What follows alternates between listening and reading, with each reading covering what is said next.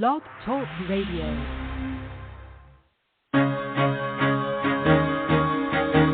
Carol the Coach. Sex, love, and relationships. We talk about it here. Carol the Coach. Compassion with contemporary relevance. I am a psychotherapist. I can be your personal life coach, and I can help you with your issues. There are no problems too small or too big. You can talk about anything. Speaker, columnist, radio TV host, and commentator. Carol the Coach brings messages of wellness and empowerment within reach of everyday people every day. Almost 5 years ago, I lost my soulmate in an accident. He was killed in a plane crash. Life just, for me, has seemed to stop. There are groups all over the city. I teach one. It is a specific way to start thinking so that you shift how you see the world, which then shifts your energy, and then you feel better and you actually see things differently. Carol the Coach. Always available, too, at carolthecoach.com. Now I've got Russell on the line. I'm 47 years old. I'm a truck driver. I am married. I have a wife in San Francisco. Okay. I haven't been home in 6 months. My thing is, I don't know if I have a sex addiction or what the problem is. Why do I want what I can't have? And as soon as I can have it, I don't want it anymore. You're right on target when you say, I don't know if I have a sexual addiction. Well, guess what? Yes, you do. And you know what? That's my specialty, Russell. So you're at the right place. Continue. I meet women online, and I'm in a different part of the country. I travel all 48 states, so I love sex. I hear self-esteem issues. You never felt good enough, and you didn't feel like you were getting what you should have then, and you're reenacting that now. Do you want to change that about yourself? You get what you need. All right. Well, this is Sex Help with Carol the Coach, and we talk about so many topics. Poor Russell.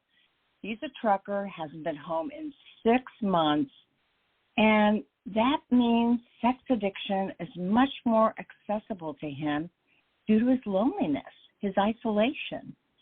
And when we understand what's behind sex addiction, we're much more likely to be able to figure out what the antidote is to help him get into good recovery and make his life better. That's why I was really excited today. I have to tell you, this show is going to talk about some really interesting data and research that is being done on sex addiction. So if you're a sex addict in recovery, if you're a sex addict who wants recovery, and if you're a loved one of a sex addict, you're going to want to hear about the research that is going on through a very specialized foundation, the American Foundation for Addiction Research. We call it AFAR. And that is a public, if you will, nonprofit that funds research so that they can effectively treat addiction of all types, but in this case, especially sex addiction. You remember year 3 when I was doing the show and I had Patrick Carnes on, and he shared his belief that the only way we were going to be able to really treat sex addiction in a way that benefited everybody, we would need research. And he actually told me in my training, we're all going to have to become brain scientists. It's not about moral failure. It's about the brain.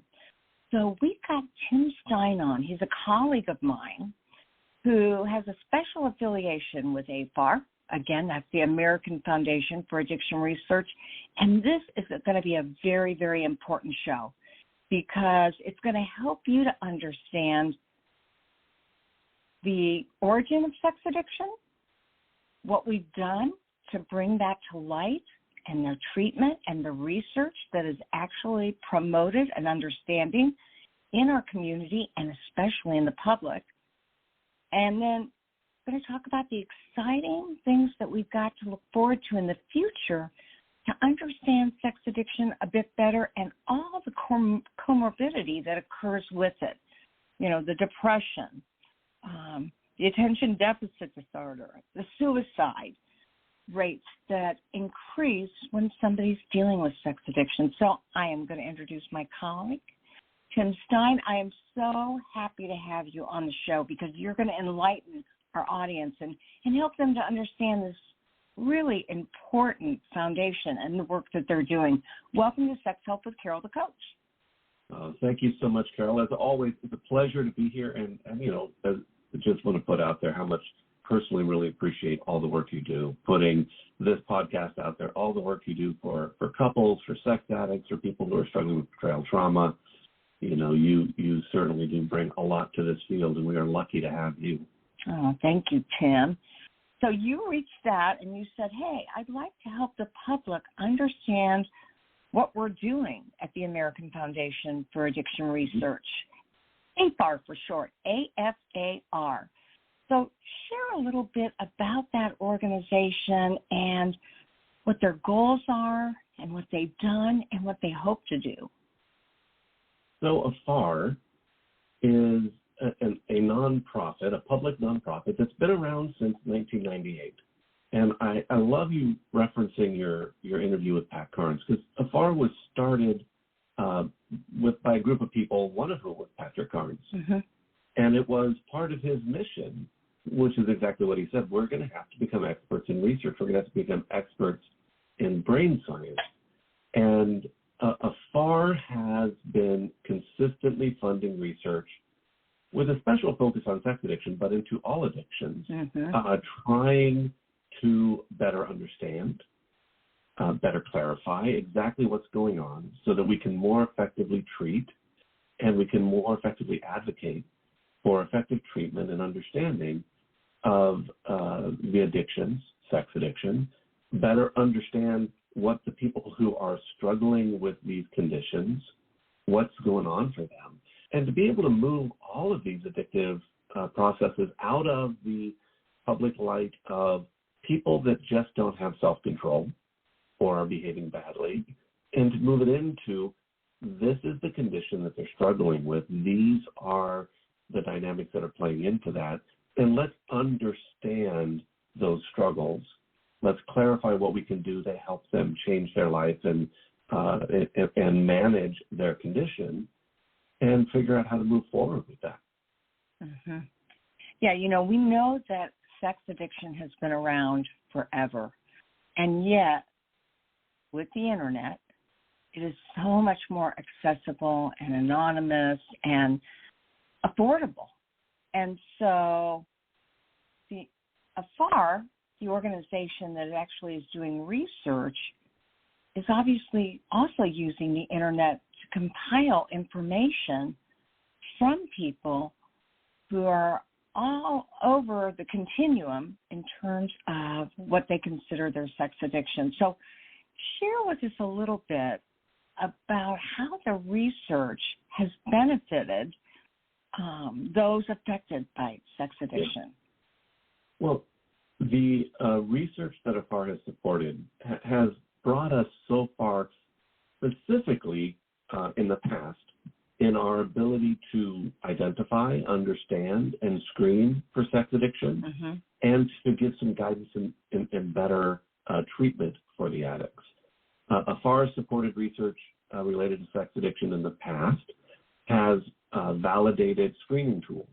The SAST, which is the Sexual Addiction Screening Test, was validated through research supported by AFAR. So we have a tool that we can give to people and say, take this very simple assessment, I think it's about 40 questions, and based on those responses, we can screen and give you a pretty good answer on, is it likely that you are struggling with sex addiction, or is it likely that you're not struggling with sex addiction and there's something else that might be going on if there's a concern around your sexual behavior. AFAR-supported research has validated and clarified information on the sexual dependency inventory, which is a huge assessment that certified sex addiction therapists are able to give to their clients to determine is sex addiction there, what are the dynamics of sex addiction, and also AFAR-supported research clarified the behavioral categories. One of the things that initially happened with sex addiction is it was just assumed, well, if you're a sex addict, you're a sex addict. And there was sort of this idea that sex addicts and their behavior were non-discriminate, that anything, if you were a sex addict, you were open to just about anything. And one of the things that the research we supported clarified was that's not really the case. If people are sex addicts, there typically are certain behavior categories that their addiction is limited to. Mm-hmm. And one of the things that we have found through clinical correlation, is that usually those behavior categories are connected to whatever the person's underlying trauma experiences are. So if somebody is a porn, masturbation, fantasy addict, they're not, unless their behavior is already gone, they're not people who are going to be doing a lot of voyeurism and exhibitionism. If somebody is a pay for sex, going and using prostitutes or paying for sex at a massage parlor, they are not likely to be people who are doing networking for anonymous sex or going and cruising and picking somebody up at a bar. That information about the categories is really helpful, because as a certified sex addiction therapist, when I have a client who's coming into my office and we're doing these assessments and we're figuring out what's the treatment plan, how are we most effectively going to help you, the dynamics of the boundaries that we're going to talk to this person about putting in place are going to be very different if they're a porn online sexual behavior kind of guy versus somebody who is going out and paying for sex or is going and picking up people or having extramarital affairs. So we can more effectively tune the treatment that we're doing when we understand those categories. And all of that research has come about because of research supported by the American Foundation for Addiction Research. We're actually very proud of what we've done. And we've got some cool stuff. I know we're going to get to this in a little bit, but we've got some really cool research that we just recently funded, and that we're in the process of continuing to fund, that gives us even greater insight and understanding. Well, I named this podcast, Some People Don't Even Believe That Sex Addiction Exists. And there are a lot of naysayers out there that think, well, this is just men and women behaving badly, and they don't understand the neurological implications, and they don't understand how this gets worse and worse. And, we've needed the research to be able to be included in the World Health Organization, to get some inclusion into the DSM, which is the Diagnostic Statistical Manual, that so far has rejected us. But I've heard this go-round, the next go-round, because of the World Health Organization's population, if you will, on research, that they too are going to include sex addiction. And you and I both know that when these heavy hitters understand sexual compulsivity and the behavioral disorder that occurs, we're much more likely to make that happen. And isn't AFAR part of the reason the World Health Organization made the choices they did? It is. AFAR supported a lot of research. When you look at the history of research related to sex addiction, what we started out with, because the people who were doing this work were clinicians.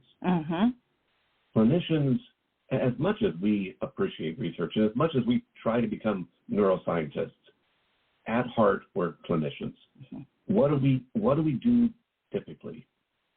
We tell stories, we see stories, and so the research and the papers that were originally being put out were descriptive studies. They were descriptions of, these are the clients we see coming into our offices.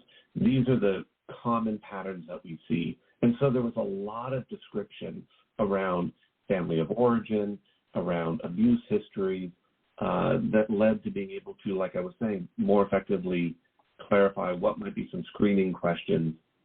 But what we really needed to move beyond sort of this general descriptive understanding within the clinical community that already was bought in to we're seeing these clients coming in, we're seeing these commonalities. This is not just people behaving badly. There's something else going on here. And what we're seeing matches what we see with other addictive patterns. We needed, in order to take it from the clinical community that was bought into that, into something that the World Health Organization would be willing to look at, that the DSM would be willing to look at. We needed more specific data-driven research. And so we started doing that, and that's what AFAR has provided.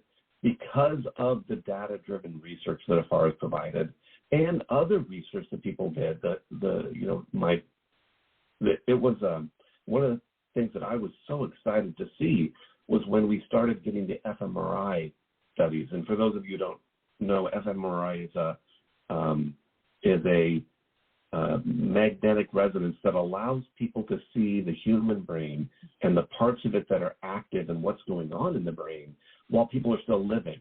Before we had that, we had to wait till people died, cut their brains open, dissect them, and sort of make guesses. When we could start seeing the brain and what it was doing in real time, and then we could give people stimuli, like, here, look at this picture of drugs, or actually have a drink and see what's going on in your brain. And for sex addicts, gives them stimuli that triggered sexually addictive thoughts and urges and see what was going on in their brain. Suddenly we could see how the addiction process showed up in the brain. Those fMRI studies had a significant impact on getting the ICD, the ICD diagnosis by the World Health Organization, into place. Now, we have continued to build on that, getting more of that scientific data. And AFAR, one of our big pushes, is working with medical doctors, psychiatrists out there, working with the APA, which are the people that put out the diagnostic and statistical manual that we use in the United States, really working with them and advocating for sex addiction being included. The research that we have brought forward recently that really lays the foundation, and I think is going to be a significant piece in pushing that diagnosis into the DSM, is research that we partnered with a researcher up at the University of Alberta in Canada, a woman named Catherine Atchison. And her lab worked with us around, let's see what's going on with sex addiction. So we got, and this is just, again, appreciate the clinical community and their buy-in with all this. We got assessment data and genetic information from almost 500 sex addicts that were in inpatient treatment programs in the United States. We refer to that sort of tongue-in-cheek as the data from 45-year-old white guys that are in patient programs. But we got all of this data, and we got the genetic information, and we got it up to Dr. Atchison. She worked with the University of Alberta and got almost 2,000 students, varying genders, varying ethnic backgrounds, a little bit of varying ages, but typically, 18 to 25. Got their assessment data and genetic information as well that we could use as controls. Turns out, and this is not going to surprise you, Carol, because we know this statistic, turns out that about 12% of the students met the criteria in their assessment to be included in the sex addiction population. And so suddenly we've got a relatively large group of people that we've got assessment data on, that we've got genetic data on. We can start looking at what's going on. The Atchison lab is right next to another laboratory up there at the University of Alberta that does this stuff called machine learning. And so what they could do, and when people typically do research, they say, hey, this is what I think is going to go on, and so let's do some experiments and let's see if we can find that correlation. With the machine learning, we can put all of this data into a computer. The computer can cross-reference all of the possible connections, and it can spit out this information. And it can say, based on what you've given us, here's what we're seeing are the things that seem to be connected, and here's the things that are not connected.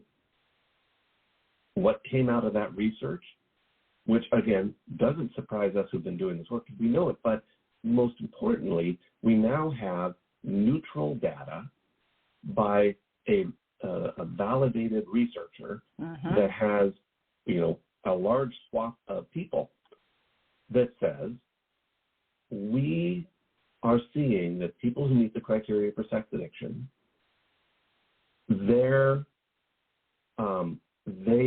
those people in the sex addiction correlates with, meaning they're more likely to struggle with depression than the people who were not assessed with sex addiction. They're more, they're more likely to struggle with suicide and suicidal thoughts. They're more likely to struggle with ADHD than other people. There was another, and if you need a glass of water, go get one. I'll talk to these people. I appreciate that. I'll be okay. I think for me, the finding that I found most exciting. Okay. And let me back up. Back in the day, back in the 70s, when we were first doing addiction research, there was a disagreement between the psychiatric community or the psychiatrists and the addiction therapists, and it was over the word compulsive. We in the addiction field talk about compulsion as, this is a behavior that we find pleasurable, that we're drawn to, and it's gotten out of control, and we are unable to adequately contain it. That's what we refer to as a compulsive behavior. The psychiatrists heard this word compulsion, and they said, well, what you're really talking about is an obsessive compulsive disorder. Their definition of compulsion related to an obsessive compulsive disorder, however, is a behavior that the person typically doesn't find pleasurable. People don't find lots of pleasure in turning lights on and off or checking an oven 4 or 5 times before they leave, or those kind of things. They typically know that that behavior isn't really going to make a difference one way or the other, but they still feel compulsion to do that.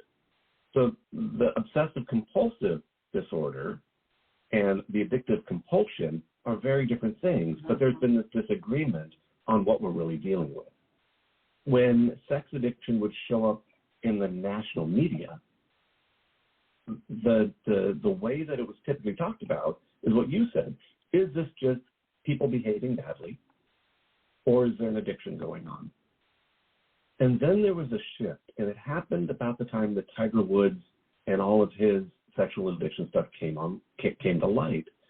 And if you were watching the programs where they were talking about Tiger Woods, suddenly they were having different experts on, and the conversation on the news media changed to, is this an addiction or is this an obsessive compulsive disorder, which sort of harkens back to this long-standing question. Back to the research we have up in Canada. When we did the machine learning, we looked at what's correlating with the people who are meeting the criteria for sex addiction and what is not correlating with sex addiction. What didn't correlate, what showed up as a separate, distinct disorder, was obsessive compulsive disorder.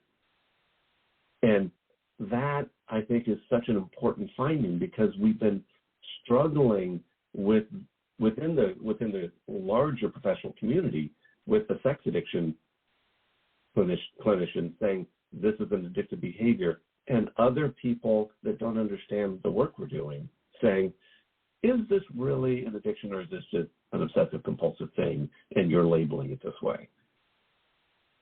Now we have data that shows sex addiction and obsessive compulsive disorder are very, very different entities. And I think that's going to be a huge piece in sort of pushing this over so we can get that diagnosis in the DSM.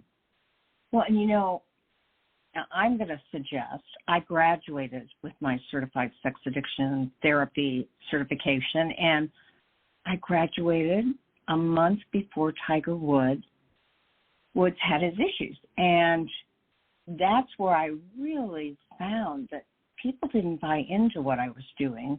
They really did think it was Oh, well, he's famous. Oh, he's a man. Oh, he had accessibility. He could get anybody all over the world. Now, what I clearly hear you saying is that those are all some preconceived notions that anybody, they're allowed to have, but we have research that indicates that there are criteria, if you will, inability to stop, repeated to stop. The behavior typically worsens, either within the actual sex addiction or it graduates to another form. And so there's all these criteria that have been identified via research. It's not just by word of mouth, it's via research. Is that correct? Yes, and the research that shows, and not only do we know that, but we have this research that shows that, and it's all about neurology. Mm-hmm. You know, again, going back to those fMRI studies, we can actually see the parts of the brain that are responsible for what we choose to focus on and the behaviors we choose to lean towards. Mm-hmm. And we can see in addicts that part of the brain has become hyperactive mm-hmm. related to addictive stimuli, mm-hmm. which really means that when you have an addiction going on, neurologically, your brain is no longer reacting based on the reality around you. Mm-hmm. Your brain neurologically is hyper-drawn to whatever your addictive hit is, mm-hmm. and it's drawn to that regardless of what the situation in reality is around it, which helps us to understand addicts and some of the really poor choices that they make. Oh, absolutely. And you know, Tim, not to digress, but here I go for one mm-hmm. second, because again, we're talking about AFAR, the American Foundation for Addiction Research, and the groundbreaking work that they're doing and that they continue to do to legitimize the kinds of treatment that addicts of all sexes, genders, races really need. And so what Tim is saying, obviously, is these fMRIs show, based on stimulation, certain parts of the brain that get activated just as they would with other type of addictions, substance abuse, alcoholism. And my digression is, if you are a loved one of a sex addict and you're listening to this show right now, we also have research that shows that partner betrayal, your MRIs show very similar activation as those in post-traumatic stress disorder. So when we showed that, people that have had post-traumatic stress, they've been in war, they've seen horrible things, their brain lights up, it's very, very similar. And so when we study the brain, it really helps to determine what needs to happen next. So continue with the work that AFAR is doing. Yeah, so, I mean, I love what you're saying because it's so important. Think about, like you were saying with the partner, mm-hmm.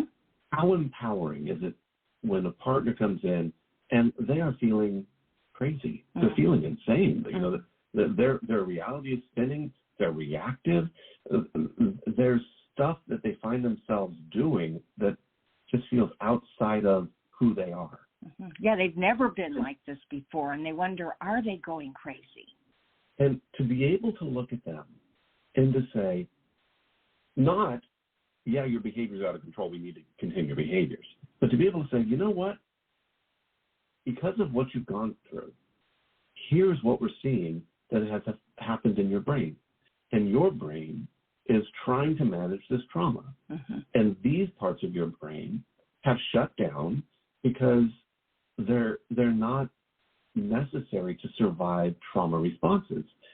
And this part of your brain is hyperactive in an attempt to keep you safe. Mm-hmm. And that response, that hyperactivity of this part of your brain, is what's driving your behavior and driving you to see things in this way in that particular moment. You're not crazy. We just need to help your brain to sort of like calm down and rewire itself back into this way that functions in a different way. And we have the tools to do that through support groups, because peer groups are amazingly helpful, but also through trauma treatment and better helping you to understand the red flags that are going to set that neurology into motion. We are able to have those same conversations with addicts now. When they come in, we can say, look, it's not that you're just behaving badly, and it's not that you're not moral enough, and it's not that you don't love people and care about them and actually think about them, but your brain has been rewired for a variety of reasons, and your brain is hyper-drawn to these addictive stimuli and to addictive behaviors. The part of your brain that contains your behaviors has been hurt. And so not only are you drawn to a behavior, but when you try to stop and sort of redirect or contain your behavior, your brain is neurologically unable to do that. I sometimes talk with clients about, you want to think your brain is a sports car. You want to think that your brain is driving along and it can corner on rails and it can stop on a dime. And when I explain to them, what you have to understand is that neurologically, the damage that's been done to your brain through addiction means that your brain functions like a loaded moving van. If you're going to try to turn, you need to start thinking about that way in advance. And if you're trying to stop, you need to think about that way in advance. You need to recognize that you're driving a very sluggish, hard to control, hard to maneuver, loaded moving van. And that's not because you lack motivation. It's not because you're a bad person. It's because your brain has been impacted by addiction. Yeah. And when people get that. Yeah, go ahead. And when people get that, suddenly we can start to talk about some of the behavioral things that will be helpful. And we can start talking about the slow process of rewiring their brain, but still being cautious. You know, there's another piece, and this is coming out. We've known this for a while, but again, that research up in Canada, part of what we looked at was the neurological components that were going on with sex addiction. One of the things that we have seen across the board, and I'm not going to go into detail with this because I know enough to sort of explain talked about what's going on, but not enough to do it justice, and I don't want to get myself in trouble. But we looked at dopamine. And what we know about like alcoholism and drug addiction and other known addictions is that there are dopamine receptor issues. Typically dopamine receptors 1, 2, and 3, I believe, have issues, which means that addicts' brains and the centers that create that pleasure wellness experience have lower levels of dopamine than the normal average person's brain. Yeah, deficiencies, if you will. Exactly. There's a dopamine deficiency going on. We found those same dopamine deficiencies related to the same dopamine receptors in the brains of sex addicts.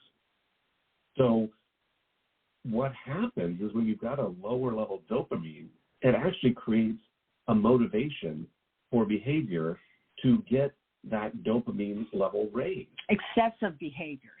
Exactly. What the lower level of dopamine is what we refer to, and the motivation to raise that dopamine is what we in the clinical community talk about as an addictive urge. The addictive urge doesn't come about because somebody is, again, not doing their work. The addictive urge comes about because somebody's dopamine level is lower, and that's a genetic it's a neurological condition that addicts are struggling with.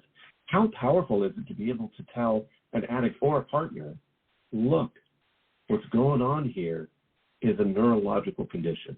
It's not that as the partner you weren't enough. It's not as the addict that you didn't care enough. There's a neurological condition. We need to go in and deal with that, help you to understand it so that you can manage it. Now, that doesn't let addicts off the hook for the impact of their behaviors in the past. And that doesn't mean that partners don't have to do their own work to heal and find their way through whatever that process is. And it certainly doesn't mean that all these relationships are going to stay together. Right. But it does give us a lot of understanding of, oh, this is really a brain issue. Your brain is not working the way it's supposed to. Mm-hmm. And we've got the empirical data to show that and talk about it, and now we can integrate that neurological work into the clinical work that we're doing with addicts and with partners. Well, and I remember even in 2007, they were talking about the neuroplasticity of the brain. And prior to 2000, we didn't think the brain could change. And now we know how to help addicts and partners to develop neuroplasticity based on new behaviors. Mm-hmm. And like you said, groups are so effective for partners, and we know they're effective for addicts. Tim, obviously this is exciting research. Would you share about the research that occurred in Poland? Now, I want to preface this by saying this is part of the reason that getting a diagnosis into the DSM is so important. The World Health Organization put sex addiction, actually compulsive sexual behavior disorder, into the ICD. The International Criteria for Diagnosis, I believe is what it stands for. Because that diagnosis was in the ICD, suddenly pots of money for research became available. Wow. And that research funding wasn't limited to organizations like AFAR. Suddenly, various national organizations that have money available to research mental health issues were willing to fund research into compulsive sexual behavior disorder. Wow, that's exciting. And so we're hoping, we want to get it into the DSM partly because the diagnosis will be so helpful for clinicians and people, but also because when we get that diagnosis in there, it opens up funding resources in a whole different way. So in Poland, they were able to get money to fund this research. And what they did is they got a number of people, and they were able to identify men and women who met the criteria for addiction, specifically addiction to pornography and struggles with pornography. Out of that research, there were two significant findings.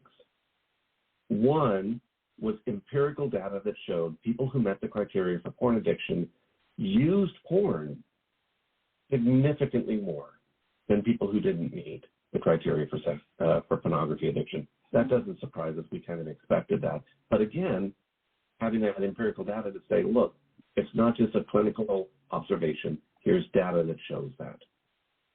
The other piece that was really important is they were able to identify and clarify with data that the people who met the criteria for sex addiction, when they stopped looking at pornography, experienced withdrawal. And the people who didn't meet the criteria for pornography addiction, when they stopped looking at it, they did not go through the withdrawal experience. And so all of this is just such powerful evidence that supports what we already know, which is that pornography, sexual behavior can be addictive. Not addictive for everyone, but it can be addictive. And when it is addictive and that neurological process gets in place, then we see all kinds of stuff, including withdrawal symptoms in those individuals. And that was the big rub. So many professionals said this is not an addiction. Right. Because there's no withdrawal symptoms, but there was. Now, clearly, you can see the excitement as you talk about this incredible organization and what they are doing. And I know that we all can donate to AFAR. We all can donate to the American Federation of Addiction Research. And I want to encourage my listeners that I did a spirally bound book, and all of the proceeds goes to AFAR. It's called Sexual Addiction, Wisdom from the Masters, and I created it specifically so that when you bought it, that money would go directly to them. It's spirally bound because it doesn't cost me a lot to make.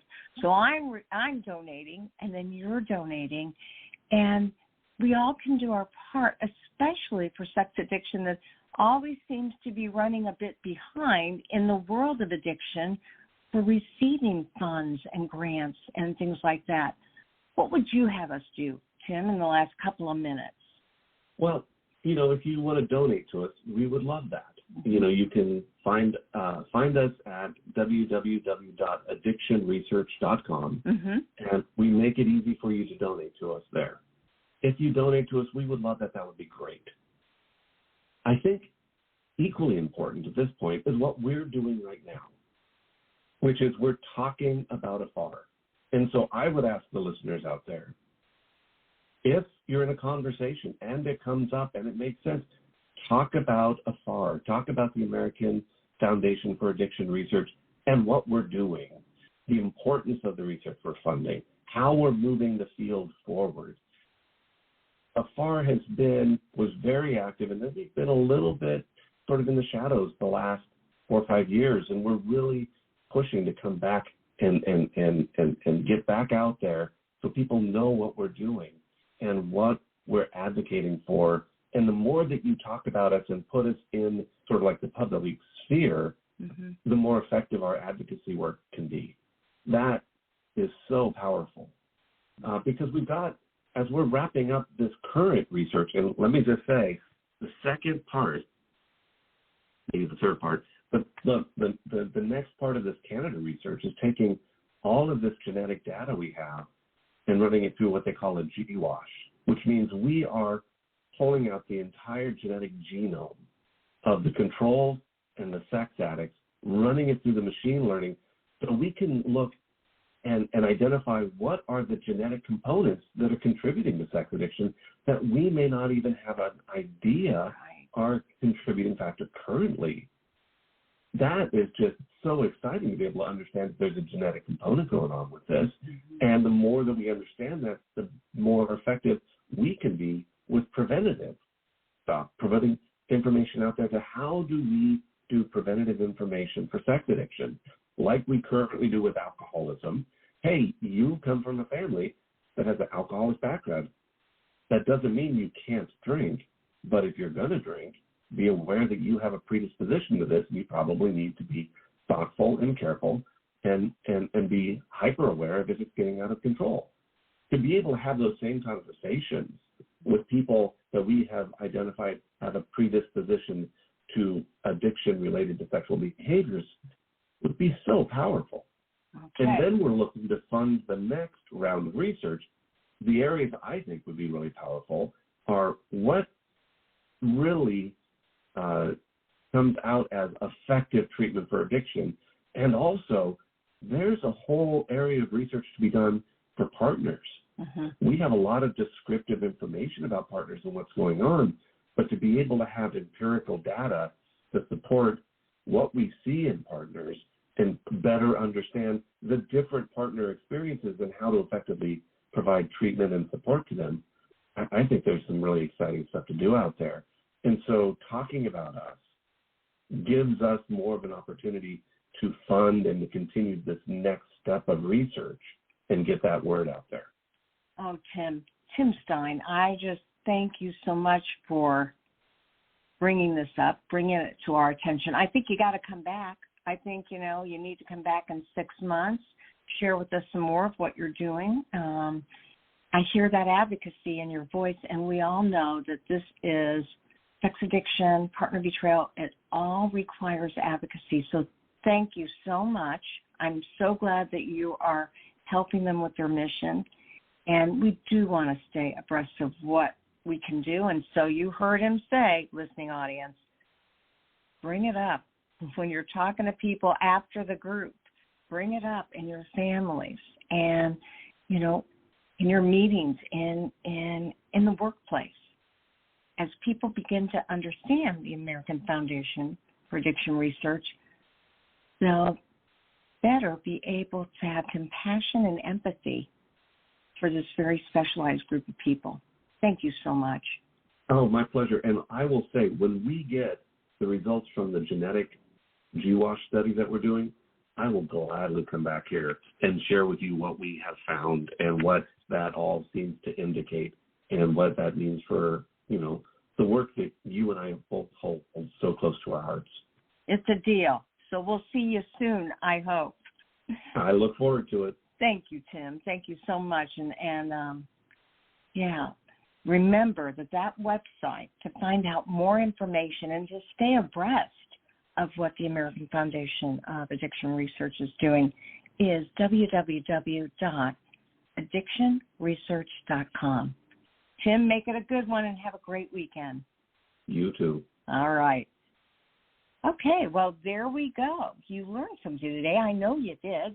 And I am so looking forward to being back with you next week. We've got a fascinating guest. And, hey, listen, I got to run because I am faculty now for certified sex addicts. And I am doing the couples module. I'm doing relational repair. My website, www.sexhelpwithcarolthecoach, is going to have a couples workshop coming up. I want you to see if you can come and be a part of that. It's online, very affordable for the couple. And just know that we're always reaching out and providing support any way we can.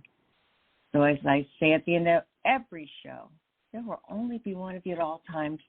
Fearlessly have the courage to be yourself. Make it a good one. And we'll see you next week for more Sex Help with Carol, the coach.